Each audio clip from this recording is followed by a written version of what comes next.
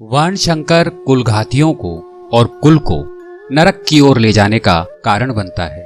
पिंड और जलदान की क्रिया से वंचित इनके पितृ भी नरक में गिर जाते हैं। श्रीमद् भगवद गीता सार, पहला अध्याय, अर्जुन विषाद योग, 42वां श्लोक। संस्कृति। शंकरो नरकायैव कुलंघानाम कुलस्य च पतन्ति पितरो ह्वेषाम लुप्तपिंडोदक्रियः। मिश्रित पैदा हुए बच्चों में धार्मिक बुद्धि नहीं होती। वो मर्यादा का पालन भी नहीं करते, क्योंकि वो खुद बिना मर्यादा के पैदा हुए हैं। इसलिए उनके खुद के कुल धर्म ना होने के कारण वो उसका पालन नहीं करते।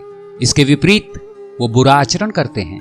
यदि हम इस युद्ध में अपने कुल को ही मार देंगे तो हम कुलघाती कहलाएंगे और कुलघातियों को नरक में ले जाया जाता है। पितरों को पिंडदान ना मिलने का सबसे बड़ा कारण अमर्यादित बच्चे पैदा होना ही है। अगर लोक लिहाज में आकर वो कभी श्राद्ध कर भी देते हैं तो विधि के अनुसार नहीं करते, जिससे उनके पितरों को लाभ मिल सके। इस युद्ध में सिर्फ हमारा ही नहीं, हमारे पितरों का भी सर्वनाश सुनिश्चित है। हिंदू धर्म के अनुसार मृत पितरों को पिंड और जल अर्पित किया जाता है। हमारे पूर्वजों द्वारा बनाई गई संस्कृति को यदि हम नष्ट कर देते हैं तो हम उनका घोर अपमान करते हैं। प्रत्येक पीढ़ी अपनी संस्कृति को भावी पीढ़ी के हाथ में सौंप देती है। नई पीढ़ी का कर्तव्य होता है कि वो आने वाली पीढ़ी को भी इसे सौंपे। भारतीय संस्कृति आध्यात्मिक है, धार्मिक कार्यों पर आश्रित है। इसलिए हिंदुओं के लिए संस्कृति और धर्म एक ही वस्तु है। धर्म का अर्थ है उन दिव्य गुणों को अपने जीवन में अपनाना जिनके द्वारा हमारा शुद्ध रूप प्रकट हो। जब अधर्मी बच्चे पैदा होंगे और उन्हें किसी प्रकार के धर्म का ज्ञान नहीं होगा तो मृत पितरों की संख्या अधिक हो जाएगी और वो हमेशा अपने लोक में जाने का इंतजार ही करते रहेंगे। वो कभी भी अजान पित्र नहीं बन पाएंगे।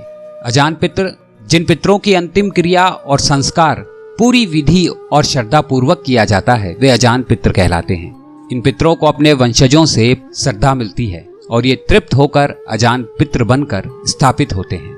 वहां से फिर अपने अपने प्रारब्ध के अनुसार इनकी मुक्ति या पुनर्जन्म की व्यवस्था बनती है। इन्हें अपने वंशजों से किसी प्रकार की अतृप्ति नहीं होती। वो पितृ जिनका श्राद्ध क्रम और अंतिम क्रिया विधि पूर्वक नहीं होता, वे सदैव अतृप्त होकर इस योनि में भटकते रहते हैं। इनको अजान बनने का अवसर ही नहीं मिल पाता। ये सदैव अपने वंशजों की प्रतीक्षा करते रहते हैं। पितृलोक में भी इनको स्थान नहीं मिलता। उस लोक में प्रवेश करने के लिए वंशजों के द्वारा श्राद्ध क्रम किए जाने की ये हमेशा प्रतीक्षा करते हैं। जिन्होंने अपने कुल का नाश कर दिया, ऐसे कुलघातियों के पितरों को कौन पिंडदान करेगा, कौन उनका श्राद्ध करेगा? जब उनको तर्पण नहीं मिलेगा तो उनका पुण्य भी कम होने लग जाएगा। हमारे पूर्वजों द्वारा निर्मित संस्कृति को यदि हम नष्ट कर देते हैं तो वास्तव में हम उनका घोर अपमान करते हैं। वर्णशंकर दोष से क्या हानि होती है, अब अर्जुन आगे उसके बारे में बताते हैं।